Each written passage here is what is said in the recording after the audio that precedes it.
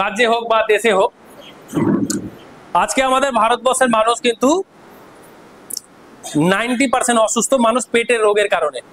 ঠিক, যদি পেটের যদি সমস্যা হয় তাহলে কিন্তু 90% রোগ কিন্তু আমাদের সৃষ্টি হয়। মোটামুটি ভাবে 136 ধরনের রোগ কিন্তু সৃষ্টি হয় একমাত্র পেটের কারণের জন্য। বোঝা যাচ্ছে? তো অনেকে কিন্তু মেডিসিন খাও না, গ্যাস্ট্রিকের মেডিসিন খাও। এদের একটা ব্যবসা তোমাদের বুঝাবো যে অ্যাকচুয়ালি অ্যাসিডিটি উৎপন্ন কোথা থেকে হয়, কেন হয়, এবং রমরমিয়ে ব্যবসাটা কিভাবে চলে, ভালো করে বুঝবা। তো অ্যাকচুয়ালি গ্যাস্ট্রিক মানে গ্যাস, আমার গ্যাস হয়ে গেছে বলে কি বলে না, বলে বাপরে গ্যাস, একদম গ্যাস গ্যাস থাকা যাচ্ছে না, মুখ থেকে ভাগ ভাগ করে গন্ধ হচ্ছে একদম। কারো দেখবে অ্যাসিডিটি হলে পিঠ টিট ব্যথা করছে, কারো বুক জ্বালা করে, কারো পেট ব্যথা করে, কারো মাথা ঝিমঝিম ঝিমঝিম করে, কারো মাথাটা খুব ব্যথা করে।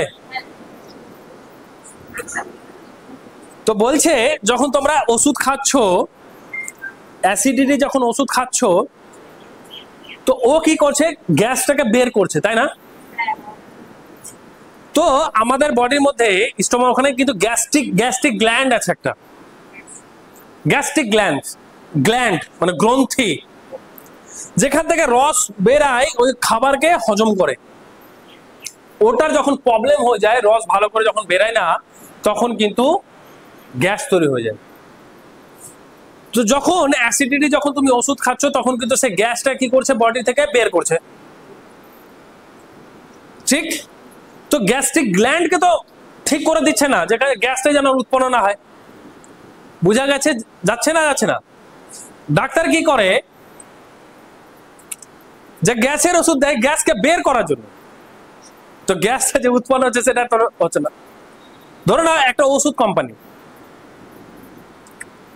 যেমন ধরো যে তুমি যে গ্যাসের ওষুধ খাও, মিনিমাম যদি কোম্পানির 1 টাকা যদি লাভ থাকে, ভালো করে বুঝো, কোম্পানির যদি ওষুধের যদি 1 টাকা লাভ থাকে, তো আমাদের ভারতবর্ষে 146 কোটি লোক আছে, তো মিনিমাম ভাবে 90 কোটি লোক কিন্তু গ্যাসের ওষুধ খায়। তো 1 কোটি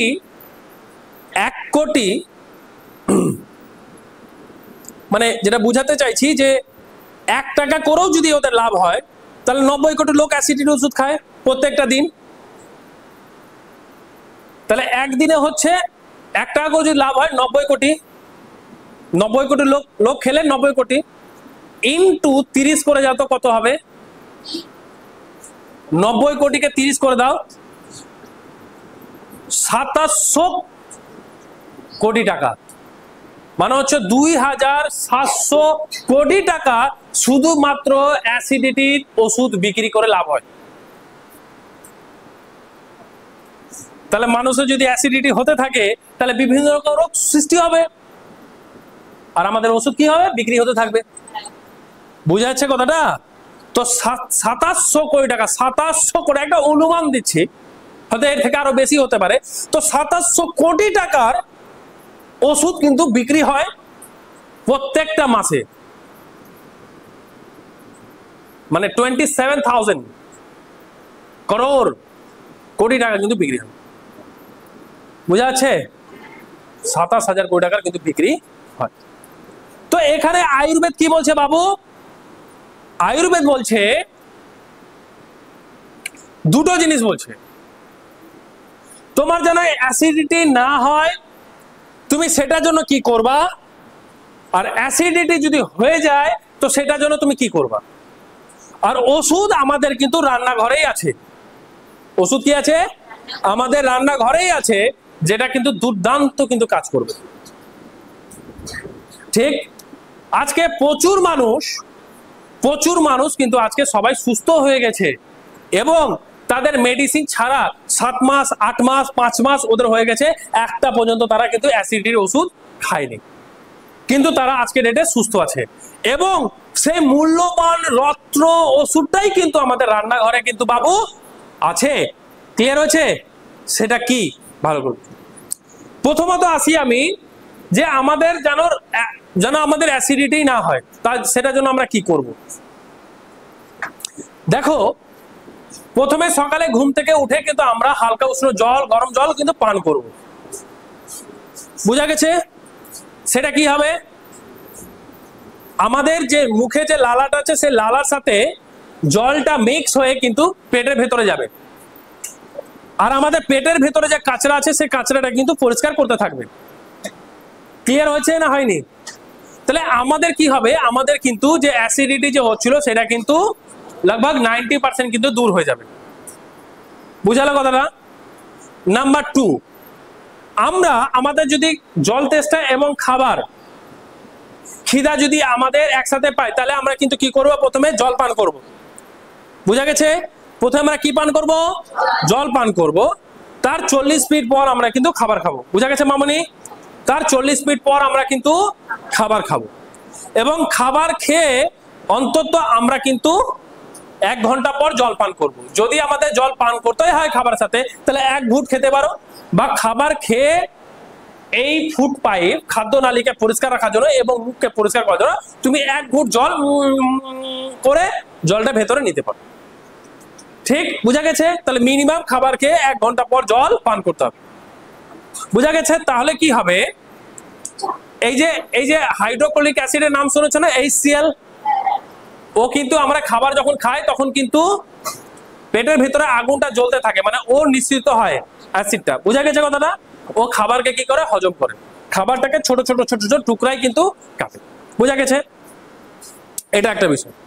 তাহলে কি হবে, আমরা কিন্তু অ্যাসিডিটির সমস্যা থেকে কিন্তু আমরা অনেকটা মুক্তি পাবো। নাম্বার 1, যদি কারো অ্যাসিডিটি হচ্ছে তার রামবান ওষুধ কিন্তু আমি বলে দিচ্ছি রান্নাঘরেই আছে। অর্থাৎ কিভাবে, জিরা।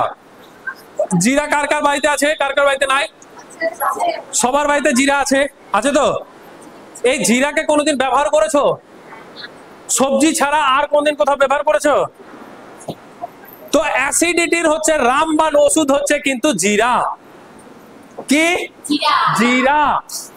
সেই জিরাকে কি করতে হবে, আজ যারা 8 বছর 10 বছর ধরে কন্টিনিউ প্রত্যেকটা দিন যারা মেডিসিন খেয়ে গেছে অ্যাসিডিটির, তাদের কিন্তু ওষুধ আজকের ডেটে কিন্তু আর লাগে না, তারা কিন্তু ভালো হয়ে গেছে। কিভাবে, ভালো করে বুঝো। সকালবেলা যাদের প্রচন্ড গ্যাস হয়, হয়, তারা কি করবে, এবং পেট খুব খারাপ থাকে, তারা কি করবে, 1 গ্লাস জলে 1 চামচ জিরা দিতে হবে। ঠিক আছে? জিরা দিয়ে ওটাকে, ওই জলকে ততক্ষণ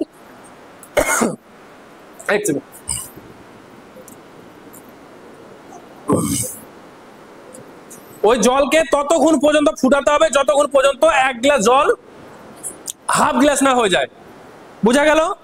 তারপরে কি করতে হবে, ছেঁকে নিয়ে হালকা ঠান্ডা করে কিন্তু খালি পেটে পান করে নিতে হবে। পান করে 1-1.5 ঘন্টা কিছু খাওয়া যাবে না। বুঝা গেল? এতে কি হবে বাবু, যারা অ্যাসিডিটির সমস্যায় প্রচন্ড কষ্ট পাচ্ছিল তাদের সমাপ্ত হয়ে যাবে। 3 থেকে 7 দিনের মধ্যে কিন্তু একটা সুন্দর রেজাল্ট হয়ে যাবে। কিন্তু টানা 3 মাস পর্যন্ত এই জিরা জল পান করলে কি হবে, পেটের মধ্যে যে কাঁচরা ছিল না, নোংরা ছিল, সেটা পুরোপুরি ভাবে বের করে দেবে। বুঝা গেল বাবু? নাম্বার 1, আরেকটা জিনিস মাথায় রাখবা বাবু, বাথরুম থেকে আসে, সে পেচ্ছাপ হোক, পায়খানা হোক, যেটাই হোক, আসার পরে আধা ঘন্টা পর্যন্ত জল পান করবা না। কারণ বাথরুম থেকে এসে যারা যারা সঙ্গে সঙ্গে জল পান করে তাদের মধ্যে, শরীরের মধ্যে বিভিন্ন ধরনের রোগ সৃষ্টি হয়। ক্লিয়ার থাকবে? সে স্কুল হোক, বাড়ি হোক, যেখানে হোক, এটা কিন্তু মাথার মধ্যে রাখবা। বাথরুম থেকে এসে সঙ্গে সঙ্গে জল পান করবা না। যেমন হচ্ছে সকালবেলা হালকা উষ্ণ গরম জল তুমি পান করলে, পান করে তবে তুমি বাথরুমে যাবে।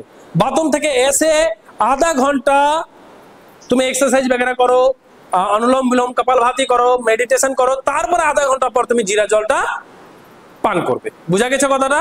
এটাকে তো আমি বুঝালাম। তাহলে এই যে গ্যাস্ট্রিকের যে সমস্যা সেটা কিন্তু চলে যাবে। এবং আরেকটা জিনিস বলে রাখি, সেটা কি করবে, যে আদা কখনো হঠাৎ করে হয়ে গেছে, তখন তোমরা কি করতে পারো, আদা, তারপরে হচ্ছে তোমার আদাকে থেতলে নিবে, তার মধ্যে কালো লবণ, ঠিক আছে, কালো লবণ বা পিঙ্ক সল্ট, ঠিক আছে, ওটা দিয়ে একটু গরম মানে জলে 7-8 মিনিট ফুটিয়ে নিয়ে, 1 গ্লাস জল 7-8 মিনিট ফুটিয়ে নিয়ে পান করবা। ওর মধ্যে কি হবে, অ্যাসিডিটি অনেকটা কমে যাবে। বুঝা গেল? এবং যাদের সবচেয়ে বেশি অ্যাসিডিটি মানে পেট খারাপ হয়, ভালো করে বুঝবা, যাদের বেশি পেট খারাপ হয়, ঠিক আছে, যাদের ঢেকুর উঠে, কষ্ট পায়, পেট যন্ত্রণা, তারা কি করবে, তারা হচ্ছে টক জাতীয় ফল একদম তোমরা খাবা না, বা টক জাতীয় কোনো খাবার একদম খাবা না। বুঝা গেল কথাটা? দই খেলে ওর মধ্যে গুড় দিয়ে খাবা, দই টক একদম খেতে হয় না, ওর মধ্যে গুড় মিশিয়ে খেলে সবচেয়ে বেশি গুড ব্যাকটেরিয়া ভালো কাজ করে। তো কি বললাম, যে টক জাতীয় ফল বা টক জাতীয় কোনো খাবার একদম খাবা না। বুঝা গেছে? নাম্বার 1। নাম্বার 2, তেতো খুব বেশি খাওয়া যাবে না। বুঝা গেল?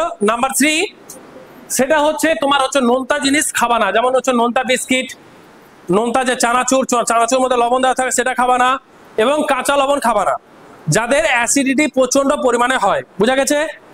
এবং কি কি করতে হবে তার পক্ষে, জিরা জল, এটা কিন্তু মারাত্মক কাজ করে অ্যাসিডিটির জন্য। বুঝা গেছে? তাহলে গ্যাসের ওষুধ খেয়ে যদি গ্যাস পুরোপুরি ভালো হয়ে যেত, তো পরের দিন কি খেতে হতো, যেই গ্যাসটা একটু বেরিয়ে গেল তো পেটটা ঢুকে গেল, আহা আহা কত আরাম পাচ্ছি, বাপ রে বাপ। আবার সকালবেলা পেট ফুলে গেল এরকম, আবার খালি পেটে আবার গ্যাসে অ্যাসিডিটি ওষুধ খাচ্ছ, তারপর দিন আবার ফুলে গেল, আবার তুমি খাচ্ছ, তাই না? ঠিক হয় কি হয় না বলো? তাহলে তুমি ভাবো যে অ্যাসিডিটি তোরা গোড়া থেকে কেন ছাড়াবে, ওরা খালি গ্যাসটা বের করে দিবে, তাই কি না? গ্যাস্ট্রিক গ্ল্যান্ডকে তো ভালো করবে না, কিন্তু এই জিরা জল গ্যাস্ট্রিক গ্ল্যান্ডকে ভালো করবে, যেন তোমার অ্যাসিডিটি না হয়, পেটের মধ্যে গ্যাস যেন না হয়। বুঝা গেছে মামুনি? বুঝা যাচ্ছে? তাহলে আমাদের প্রত্যেকটা জিনিস কি আছে, আমাদের রান্নাঘরেই আছে, কিন্তু আমাদের না জানার কারণে কি হচ্ছে, ব্যবহার করতে আমরা পারছি না। বুঝা গেছে?